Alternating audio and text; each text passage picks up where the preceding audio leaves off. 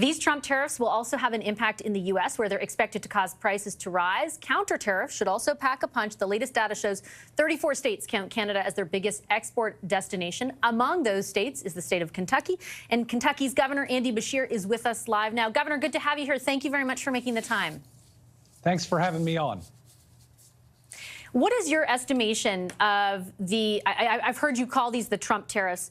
What is your estimation of the impact on Kentucky's economy? It is going to be incredibly difficult and challenging for our people. These tariffs, which are the result of one individual, are going to cause our prices of gas to go up, are going to cause our prices of groceries to go up, are going to raise the cost of housing all across the United States. And in every one of those instances, the amount that it has increased those costs should be called the Trump tax, because he and he alone has started this trade war. Let me tell you, the vast majority of Americans view Canada as one of our closest allies and friends. They think that this treatment is wrong, and we all certainly hope that there is a way that our leaders will move past this, because this relationship is far too important to have a trade war that ultimately raises prices and difficulties on both of our people. Let me ask you to expand on the point you made about the sentiment among Americans, because the vast majority of people in your state did vote for Donald Trump. Is this what they thought they were voting for? Like, are they drawing an explicit link between these kinds of policies and increasing prices? Because so far, at least in our estimation here in Canada, he seems to avoid blame fairly easily.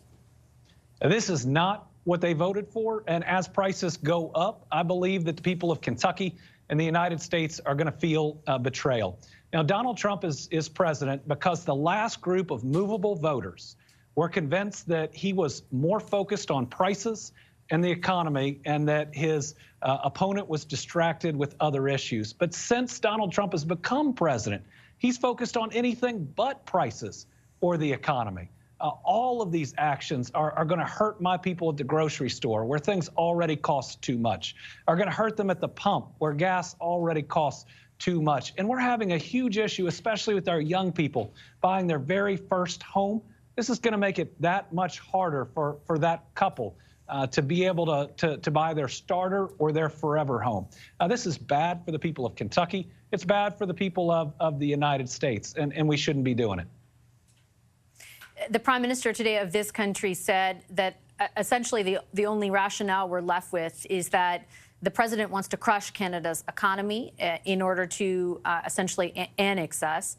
Is it your impression that, you know, the true impetus behind this is a desire to see, for example, all of manufacturing move to the United States, or to grow the manufacturing sector in the United States and be able to count that as a win? And do Trump supporters not, in effect, support that? Because that was a message, not the crushing Canada part, but the boosting manufacturing part. That was a message during his campaign. Now, listen, Canada, again, has been one of our closest allies and friends. We should want a strong Canada and never have positions that would crush or harm our neighbor to the north. When you think about increasing manufacturing, listen, my state's on the best economic development roll in our history. More private sector investment, more new jobs, better wages, highest exports for 2 straight years, and you all are our #1 trading partner, about 23% of our exports. So these tariffs will cause significant harm to my people and potentially to the manufacturers. The way to bring in manufacturing is through incentives. It's through creating a good business climate.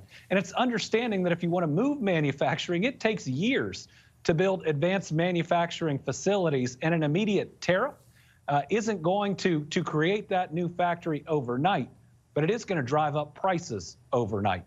And for Americans who've been hit by inflation, who are having trouble paying the bills at the end of the month, again, I think this is a betrayal because they voted for lower prices. They voted for someone focused on their economic interests right now, and that's not what they're getting.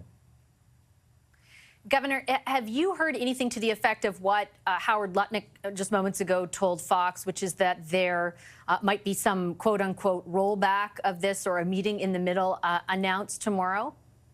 I haven't heard anything like that.